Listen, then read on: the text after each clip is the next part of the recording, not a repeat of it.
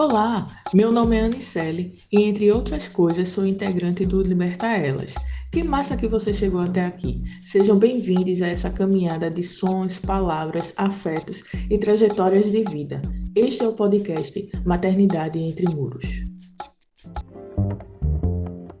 Maternidades entre Maternidades muros. entre muros. Maternidades entre muros. Maternidades entre muros. Maternidade entre muros. Maternidades entre muros.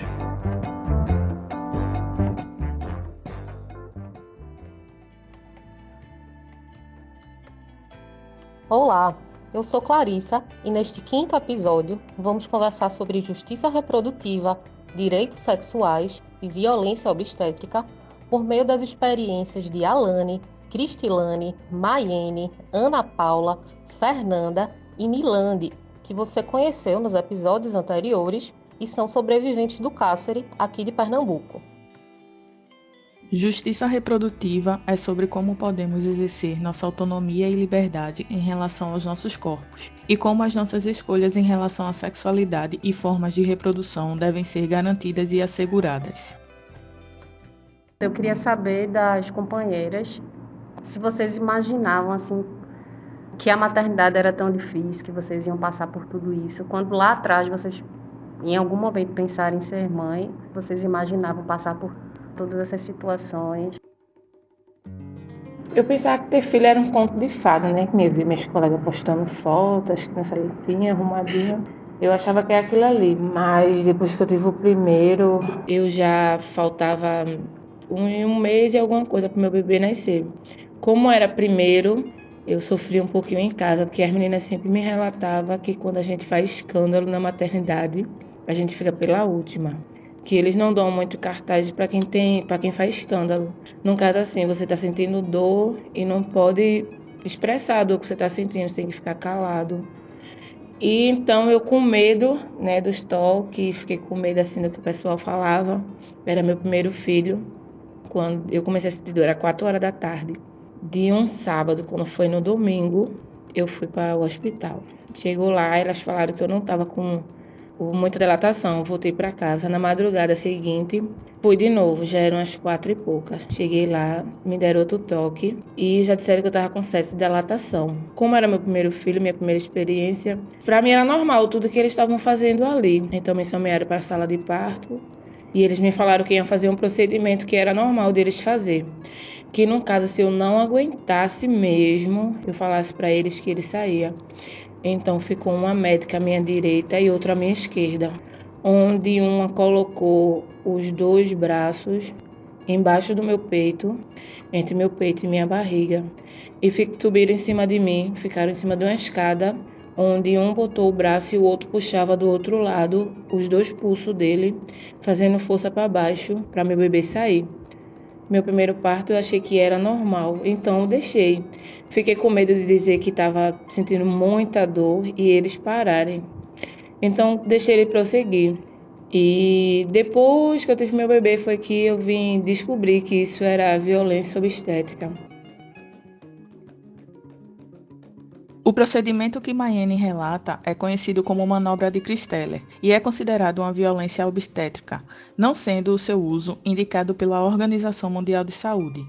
Ele pode ser identificado quando o profissional de saúde se coloca sobre a mulher e pressiona sua barriga, empurrando o bebê pelo canal vaginal para sua saída mais rápida.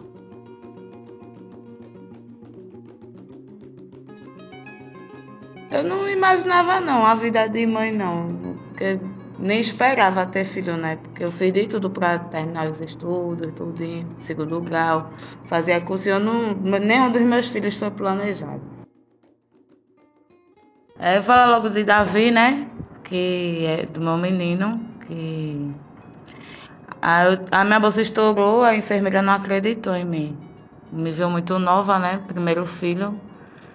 Ela queria ver o líquido tinha descido no vaso.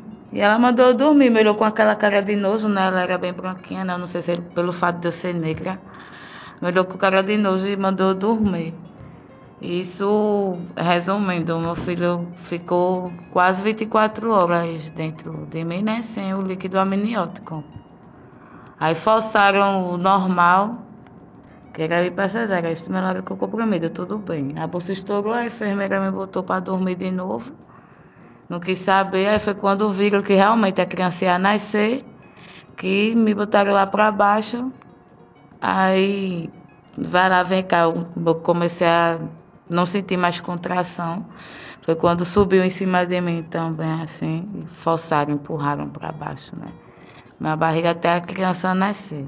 Nasceu roxa, sem oxigênio nenhum. Foi direto para o neonatal. Ficou uma semana lá no oxigênio. E hoje ele tem 5 anos de idade, mas reage como um bebê, né? Porque a falta de oxigênio mexeu com os neurônios dele e deu um transtorno e retardo mental. Nossa Constituição, em seu artigo 226, fala sobre planejamento familiar e como ele é de responsabilidade do Estado quanto ao fornecimento dos recursos necessários para a escolha consciente dos sujeitos, sendo proibida qualquer forma coercitiva por parte de instituições oficiais ou privadas. No Brasil, os direitos reprodutivos e sexuais são considerados direitos humanos fundamentais e desde a década de 80 vem sendo uma pauta importante travada pelos movimentos feministas. Eu nunca estive preparada, né, na verdade, para ser mãe, principalmente na idade, né, 16, 17 anos. E não estava preparada para andar por caminhos tão espinhosos. Dia 18 de janeiro de 1994, eu fui para a maternidade para ter meu bebê. E chegando lá, tinha muitos acadêmicos.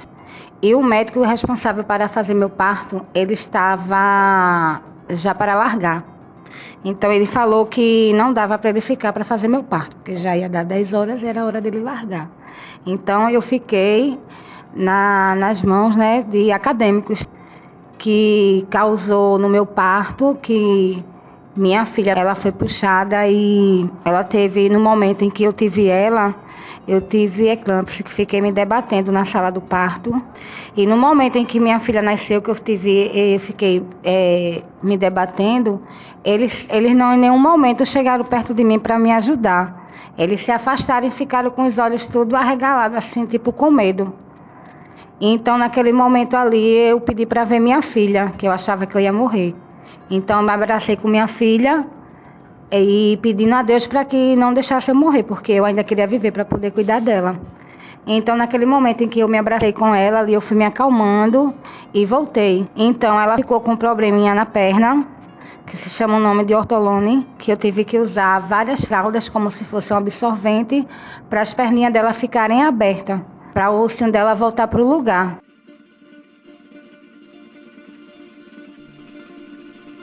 Além de maus tratos cometidos por profissionais de saúde, a violência obstétrica está relacionada não apenas ao trabalho desses profissionais, mas também a falhas estruturais de clínicas, hospitais e do sistema de saúde como um todo. Assim, quando eu pensei em ser mãe, jamais eu pensei que eu iria passar por tudo que eu passei, né? E principalmente na primeira gestação, que eu sofri uma violência obstétrica. Então, eu não esperava isso, né? Meu primeiro filho, eu passar por tudo que eu passei. Não, as expectativas não eram essas. Eu esperava ter uma gestação tranquila, ter tido um parto tranquilo, saudável, como era para eu ter, mas por negligência médicas da maternidade, eu passei por tudo que eu passei, né? Sofri essa violência obstétrica. Quando eu fui ter Maria Eduarda, minha bolsa estourou, era 11 horas da noite. Eu fui para a maternidade, passei a noite toda perdendo o restante do líquido, né? Quando foi de manhã, de 10 e pouca da manhã, eu quis beber água, não podia. Então minha mãe chamou a enfermeira para ver se podia dar água a mim. E foi quando ela viu que minha filha tinha feito cocô na minha barriga, né? Devido ao líquido que estava saindo, a cor do líquido. Aí chamou os médicos, nas pressas, os médicos vieram para fazer um cesáreo. Fui para a sala de cesariano, chegou lá. Me deram anestesia que não pegou. Me cortaram, eu senti a dor. Gritei.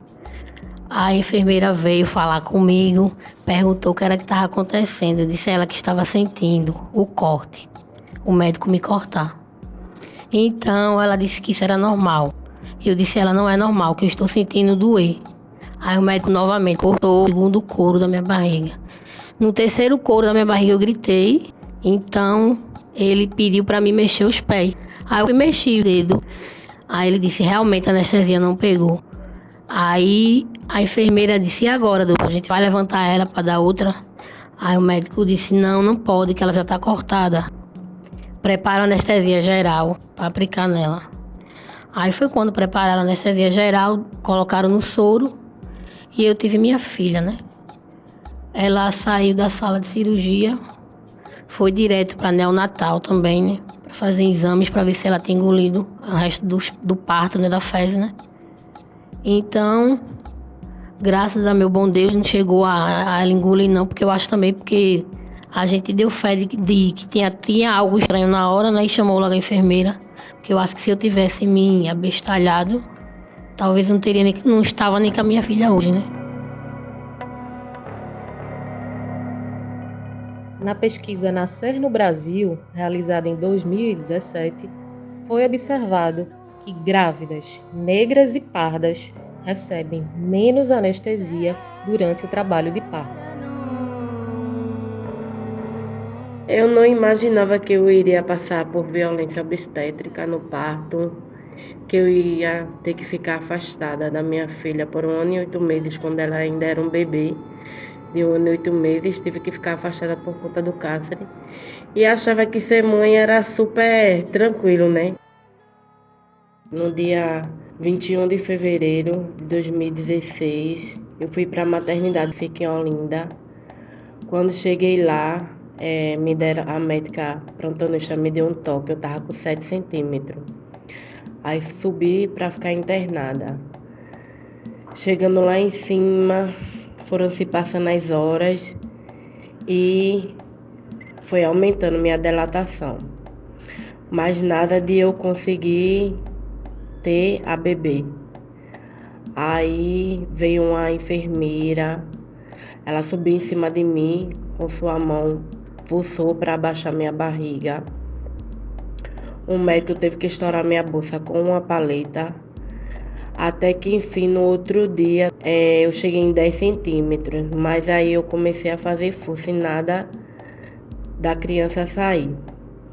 Aí foi então que o médico me cortou, me deu uma tesourada na minha parte íntima para poder rasgar.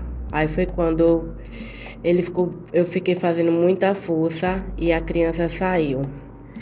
Minha placenta ficou colada, ele teve que forçar, ficar massageando, forçando para sair. E na hora de costurar, ele me deu anestesia, só que depois a anestesia no final não pegou mais. Aí eu tive que levar 4 pontos no cru para pegar o restante dos pontos. No SUS, o acesso à anestesia e medicamentos para aliviar a dor e sofrimento em qualquer procedimento é garantido pela Portaria número 1820 de 2009, emitida pelo Ministério da Saúde.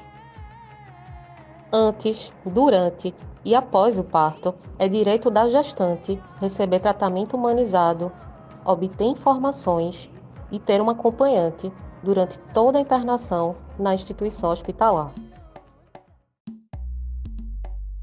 Meus filhos não foi planejado, mas também não me arrependo de ter não, tá entendendo?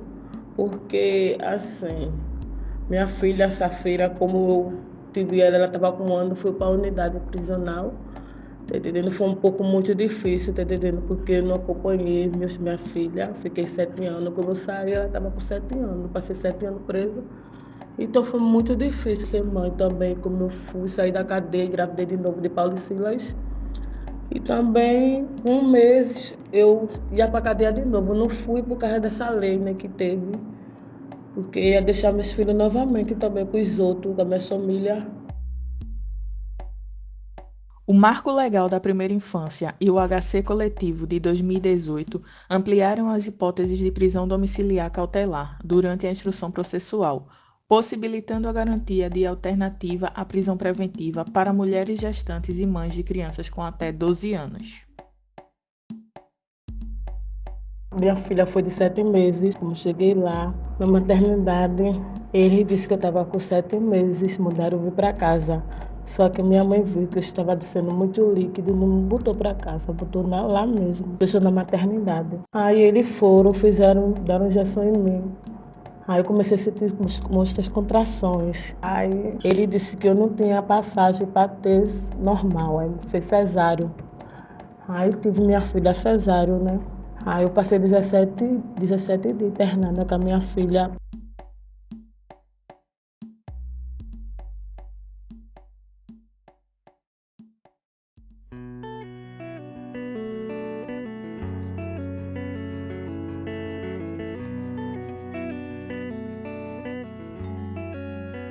São as mulheres negras as principais lideranças na luta pela justiça reprodutiva no Brasil e no mundo. Para tomarmos decisões sobre nossos corpos e nossa sexualidade e reprodução, precisamos ter acesso a recursos materiais, sociais e políticos que estão distribuídos desigualmente em nossa sociedade.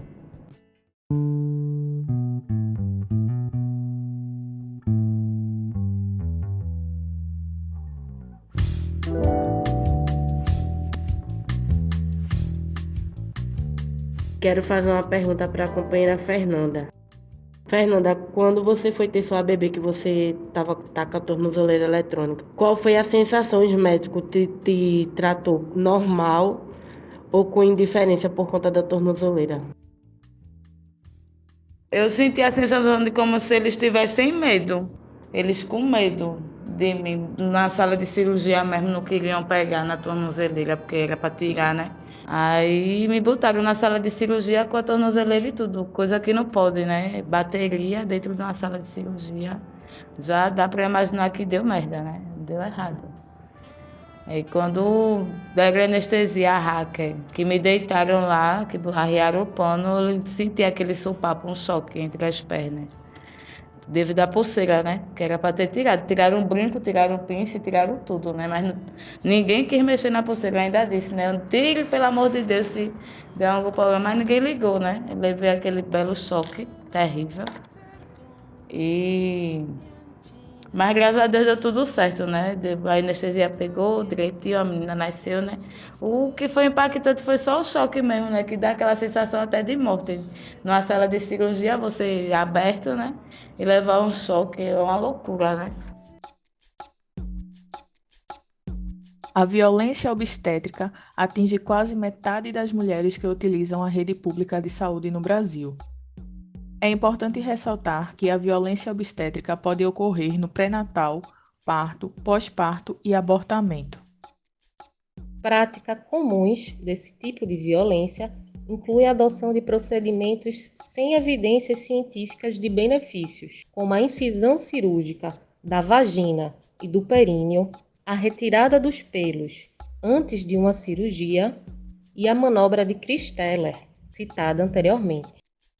Outras práticas, como obrigar o jejum durante o parto, proibir a paciente de se movimentar, de estar acompanhada e até xingá-la, também são violência obstétrica. E você deve ficar atenta a ouvir frases como: "Na hora de fazer você não gritou", ou "Você vai acabar matando seu bebê". É difícil a pessoa criar uma criança, educação, alimentação, calçado, vestimento. E é uma realidade um dia atrás do outro, e batalhando sempre. É uma grande responsabilidade, é muito complicado, mas sempre tentando dar o melhor, né, em uma boa educação. A pessoa vai empurrando com a barriga, tentando educar, né? Como a amiga falou aqui. Educar, cuidar, né? Fazer de tudo para que não falte, né? Mas que é difícil, né? Ainda mais quando teve esse acontecido que eu também fui presa, não foi por culpa minha, né? Mas fui de gaiata, né? Aí tô com essa tornozeleira e fica mais difícil ainda, né? Para poder fazer o pão de cada dia, tudinho, né? Cuidar das crianças. Até for para uma emergência, o povo já olha assim, diz, é preso, ó, tá preso. Aí já imagina que a pessoa matou, roubou, né? Foi alguma coisa louca, né? Que é assim mesmo, né? Que é preconceito, né? Mas eu não imaginava, não, que nada da minha vida assim, que eu passei, né? De antes para ter filhos, meus 3 filhos aqui, não esperava que tinha tanta coisa, tanta realidade, né? Que a pessoa só de imaginar ter um filho é uma coisa, você pensar, de cuidar, de criar, né? Mas depois que tem para você, quando você vê ali no dia a dia, o perrengue, as coisas, né? Tudo. É babado. A maternidade não é um conto de fadas para a maioria das mulheres. As violências obstétricas acontecem cotidianamente com pessoas grávidas, especialmente na vida das mulheres pobres, pretas ou pardas, pessoas trans e não binárias, crianças das periferias e mulheres lésbicas.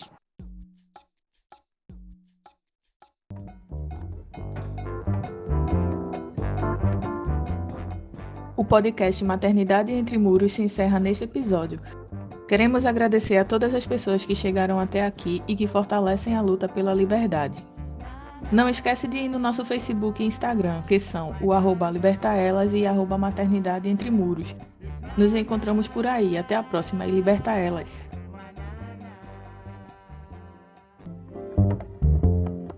Maternidades entre muros. Maternidades entre muros. Maternidades entre muros. Maternidades entre muros. Maternidades entre muros.